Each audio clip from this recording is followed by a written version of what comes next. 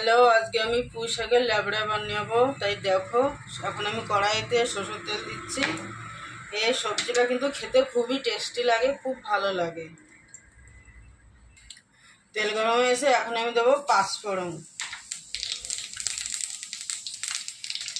পাঁচফোড়ন আমি এখন দেবো আদা। এখন আমি দেবো সবজি।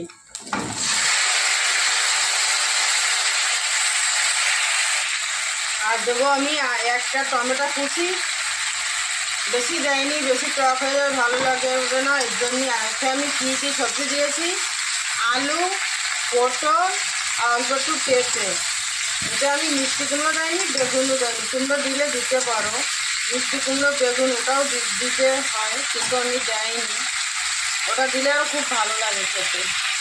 এখন আমি দেবো 1 চামচ নুন,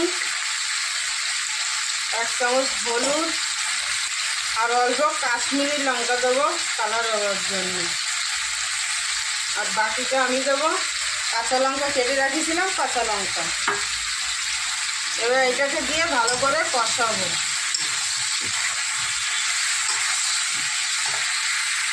কষানো হয়ে গেছে, এখন দেবো আমি পুঁই শাক। দেখো, পুঁই শাক কেটে আমি ধুয়ে রেখেছিলাম, এখন আমি এটাকে দিয়ে দিচ্ছি। দিয়ে এটাকেও ভালো করে কষিয়ে ঢেকে দেবো। পুঁই শাকের দেখো ফুল হয়ে গেছে, ফুলটা খেতে কিন্তু খুব সুন্দর লাগে, ভালো লাগে।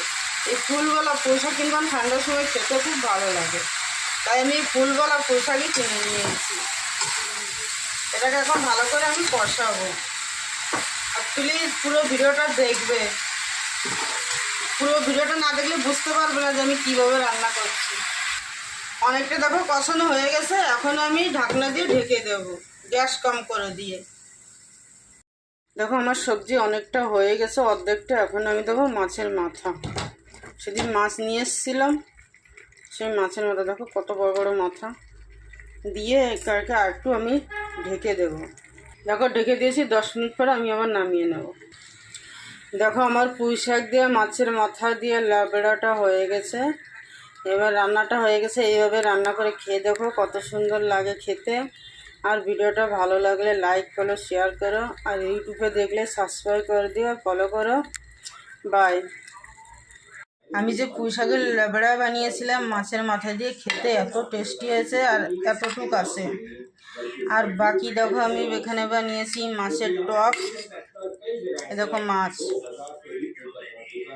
আর বানিয়েছিলাম, রান্না করেছিলাম, এটা হচ্ছে তোমার পার্শে মাছ, কাঁচা কলা আর আলু দিয়ে পাতলা ঝোল বানিয়েছিলাম।